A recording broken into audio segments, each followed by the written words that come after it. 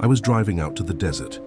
The panorama of distant rock, endless sand and occasional cactus slowly blurring in my peripheral vision. Sparse cloud cover traversed the sky overhead, providing brief interludes of shade over deceptively large patches of the arid wasteland. I found my exit, an unremarkable dirt path most motorists would overlook. It led seemingly to nowhere, out into the emptiness devoid of civilization. To those in the know, however, it was a familiar avenue. The indicators were clear to me as I passed them. First, the wooden signs with crude pictures of mountains carved on them, then an outcropping of small boulders with a giant arrow pointing east painted onto it. I turned my four-wheel drive on and took a sharp left past my silent navigators.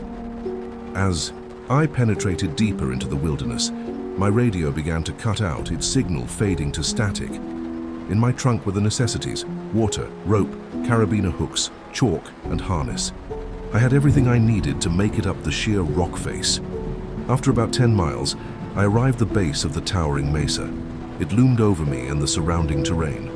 At almost 3,000 feet high, it dominated most of the adjacent landscape, its beckoning cliffs and peaks threatening to swallow everything that approached. Even the clouds struggled to graze the roof of my imposing adversary. All that remained was to locate the starting point of the climbing route. Hundreds, maybe thousands of climbers before me had attempted to conquer Black Mountain. Some were victorious, most gave it an admirable effort. It wasn't the most difficult climb in the world, but the heat made for a formidable obstacle. Lucky for me, clouds were gathering above, shedding precious shade as I inched closer to the base of the mesa. I spotted the stone circle and stopped my car, stepping out into the elements from my air-conditioned haven. A slight breeze carried the dry, stale air over me as I walked to the trunk and equipped my physical burdens. With a loud clank, I closed the hatch and ensured my car was locked properly. It was unlikely I would be robbed out here, but safety is key in the desert. As my feet shuffled to the small stone circle, the clinking of my gear echoed slightly against the rock face, reflecting the emptiness of my situation.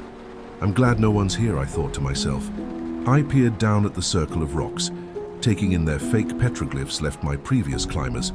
Written in chalk, paint, or who knows what, some left them as a simple guidepost to the start of the climb, others as a "I was here" type of graffiti.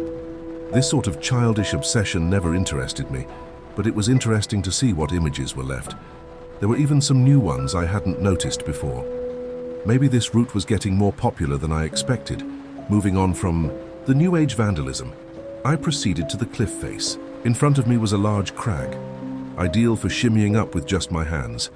It was a kind start to the climb, and I had a long way to go. For the first leg, I hadn't needed any clips to secure my fall, my hands finding the holds from muscle, memory.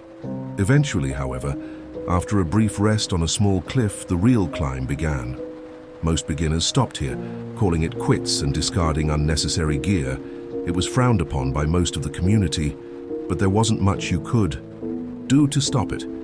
I felt a strange pang of anger and resentment against whomever littered this place.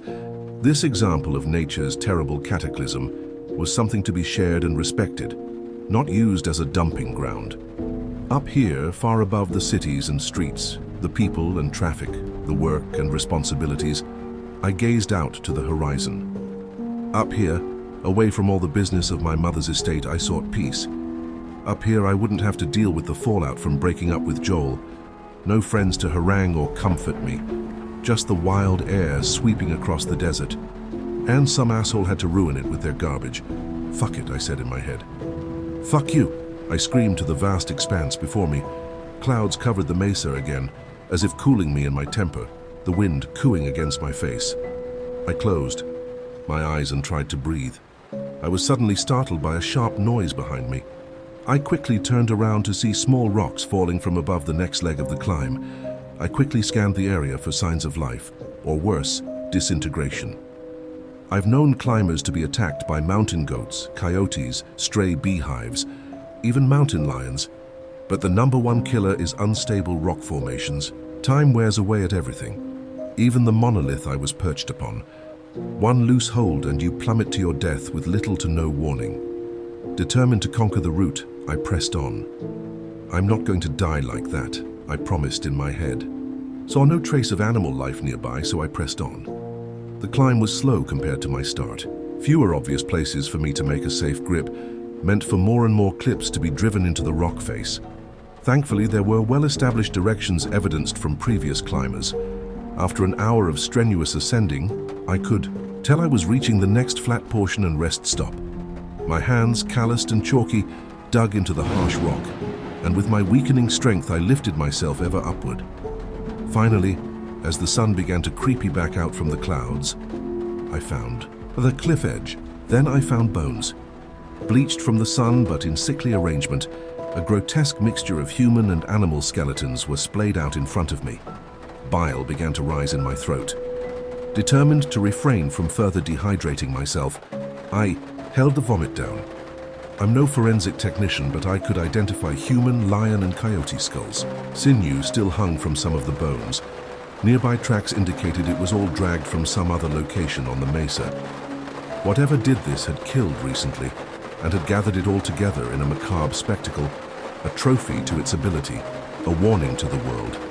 I looked up the trail to the next ascent, the last leg of the climb until my journey was over. I looked to the left, to an old goat trail that curves along the face of the mesa where the dirt tracks had come from. For anyone finishing the climb, it was a simple descent back the way you came to get back down. It was impossible to climb 3,000 feet and make it back down in time to return home the same day. This may be my last time, but I can make sure others don't perish here in the future, I decided. I downed more water, held a moment of silence for the slaughtered, and began traveling along the goat path. Mountain goats can walk incredible edges. We humans have to make do with shuffling carefully and placing fail-safes so we don't fall to our deaths. I did what any experienced tracker would do. I followed the signs of life. To my dismay, they were mostly omens of death. More bones discarded here or there, droppings, tufts of fur and horn, teeth from human and beast alike. I made my way horizontally across the mesa for a grueling amount of time, until suddenly my hand met with too little friction. The fingers slipped abruptly from the hold, hanging uselessly on my side and bringing my body swinging. All at once, an entire half of my body was dangling in the hot air. My view forced to gaze at the treacherous depths below. Dust, dirt and rocks fell before me in a slow tumble, bouncing and shattering off the cliffs. I had trained for this and reminded myself, this is not how I die. Gaining my second wind, I swung back to face the wall and found a stronger hold. I glanced at my hand, finding a black substance coating my fingers. Resolved to make it to a rest stop and study the peculiar pigment, I continued on. Within 15 minutes, I had found what I was searching for. A short drop into a flat patch of rock would be my salvation. I steadied myself again, slowly and carefully moving into position to properly descend. First, I set my legs, pointing, my heels back to the wide world. I set my right hand in a good crag. Finally, I curled my left hand onto a hold. I counted down in my head and swung slightly out with each number. 3, 2, 1. My hand slips again. The fall is quick and the injury quicker. My right ankle meets the ground at an unsafe angle, twisting and fracturing, breaking the bones and cutting deep into my body. I gasp for the air that had been forced of my lungs form the impact. Grabbing for my wounded foot, I feel a substance on my hand. At my fury, I see more black substance. Furious, I scream in frustration and pain. The scream echoes into the nearby cave. A cave? The goats, it's here. My mind races as I peer over at the foreboding cave leading into the bowels of the mesa. I quickly take out what little I brought with me. I wash off the blood, bandage up what I can with the basic climber's tape I had, and begin limping towards the cavern. My flashlight provides a scant amount of light, but it illuminates at least one mystery. Coal. The black substance is coal. Native. Americans used the coal centuries ago. Mining operations almost began here, but they were shut down as being environmentally unstable. I limped further in the body of the mesa, my grunts and footsteps echoing into the otherwise silent tunnel. As I progressed, I began to make out drawings, In a larger chamber where the outside light had completely faded, I was alone with the glyphs of some unknown entity. Harsh black outlines in coal were everywhere. On every surface save the ground were depictions of animals, humans, monsters of disgusting scenes of violence and murder. I began to tremble. What have I found?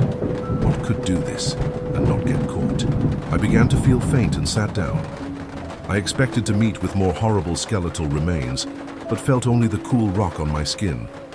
Whatever lived here was long gone. There was no fire pit, no remains, no droppings, nothing. My vision began to blur. I was bleeding from my wound profusely. The tape was meant to bandage hands, not fix broken bones. I reminded myself why I had come up here. I recalled why I packed so little. I never wanted to come back down. Was it the mesa scolding me, chiding me for planning to end my life on its sacred person? I doubt it cared. Nothing in life seemed to care anymore. After drinking the last of my water, I threw the canteen to the darkness ahead. It clanged and made a cacophonous sound reverberate off the hard walls of my makeshift tomb.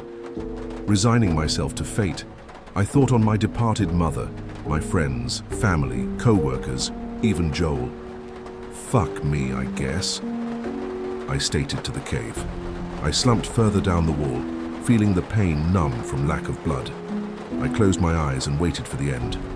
Seconds later, I jolted awake from the sound of the clanging of my canteen. Accompanying it was the howl, or growl of some unseen force. I was too weak to grab my flashlight, too weak to cry out. I whimpered every so softly, straining to see in the pitch-black darkness. I heard it draw closer, cold air sweeping over my body. Oh, how I wish I was out, in the sun again. Otherworldly footsteps echoed in the chamber, gathering speed as it gained distance on my hapless body. As I felt it stand above me, it roared in what sounded like 3 voices at once. It grabbed my injured ankle, once numbed pain resurfacing and tearing through my body. I sobbed with what little strength I had left as it started dragging me towards the outside. As the last vestiges of adrenaline faded from my system, I began to drift off once more, each ping of pain less than the last. My dying thoughts filled with regret and remorse as my assailant ferried me to the horrible death pit, where it left the other pitiful skeletons. I knew I would die before I saw light again. As I left from this world, I could only muster, I didn't want to die this way.